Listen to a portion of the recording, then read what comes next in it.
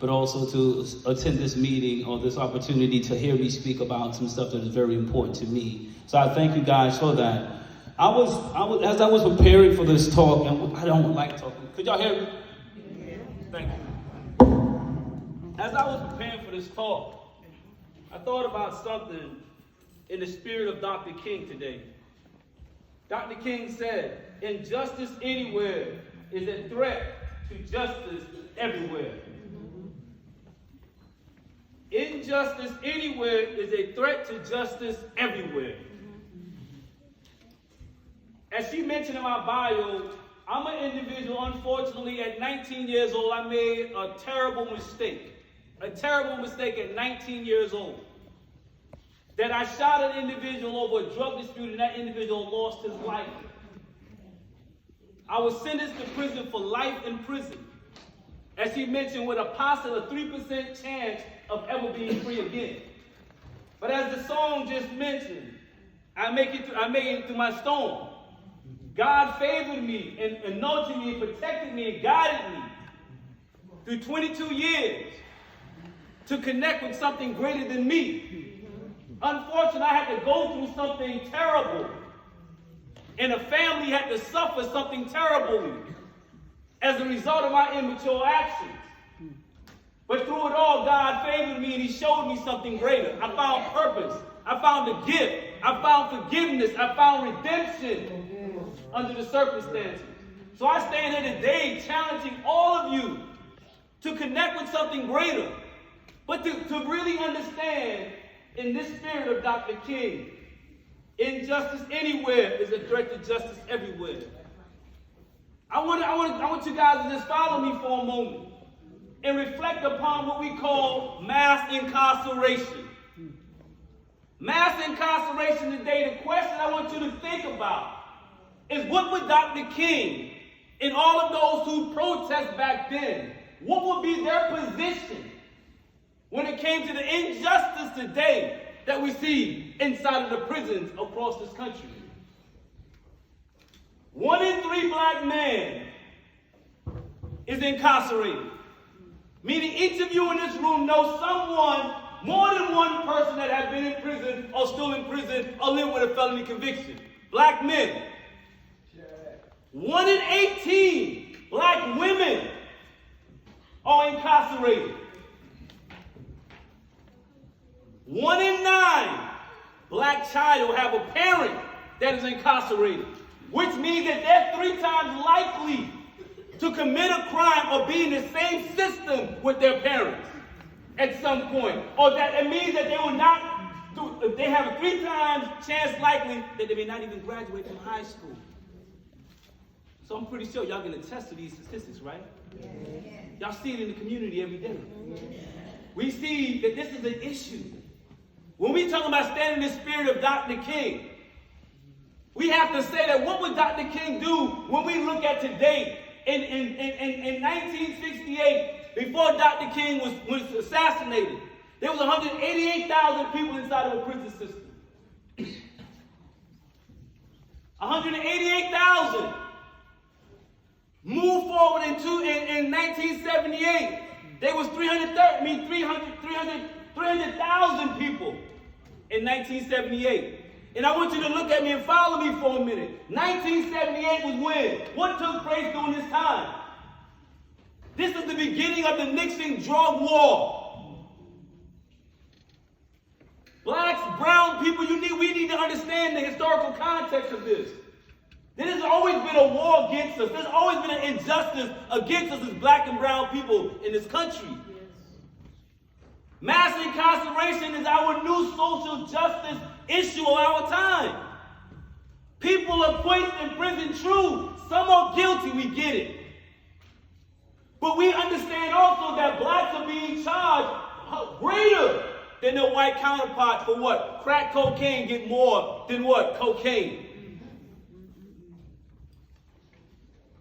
1865, when they abolished slavery, they created a system which is now called mass incarceration, was a continuation so that we could now no longer, under the 13th Amendment, said that no longer could you work a man for free, except for a place to be incarcerated.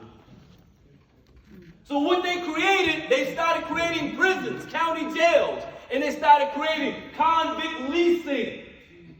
The same slave that was once free, that was released from the plantation, he was now placed incarcerated. To do what? To work. Here it is, 2020. There's over 2 million people in prison. Over 2 million people inside of a prison system. Over 70 million people in our country are living with a felony conviction, that are being denied the rights that Dr. King advocated for. They're being denied the right to vote. They're being denied the right SNAP benefits. They're being denied the right housing. They're being denied the right of education. For even if a person is released from prison and he or she has a crack charge, a drug charge, he or she is denied financial aid. So I want you guys to really understand that in the spirit of Dr. King, ask yourself the question, what would Dr. King do in this time, in 2020, when we look at mass incarceration? It's over $800 billion industry. Over $800 billion industry.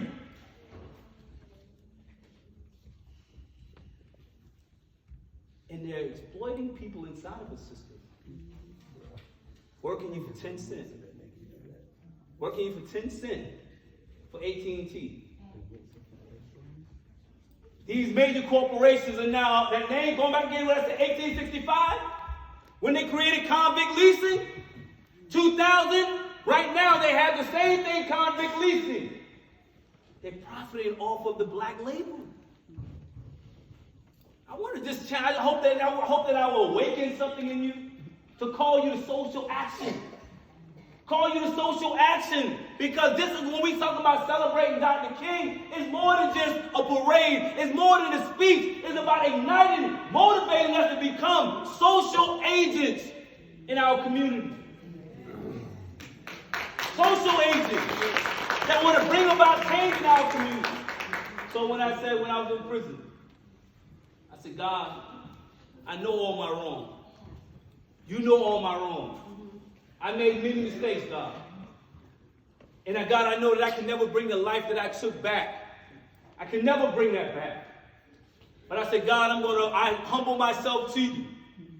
And I said, you use me, you guide me anyway. If I never get out of prison, allow me to save these young men inside of this prison system. Let me do all I can do. So she mentioned me, I started creating programs to educate. But then the more and more I started educating them, I became educated, the blindness came off. Yes. And I realized I was trapped in the system.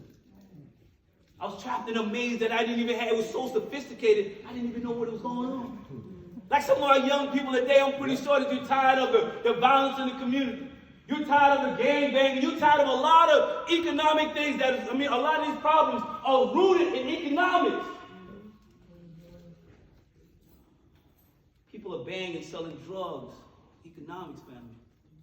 Dr. King spoke about economics, where blacks make more. The wealth gap back then was more than blacks. What's the wealth gap today in America now in 2020? Still the same.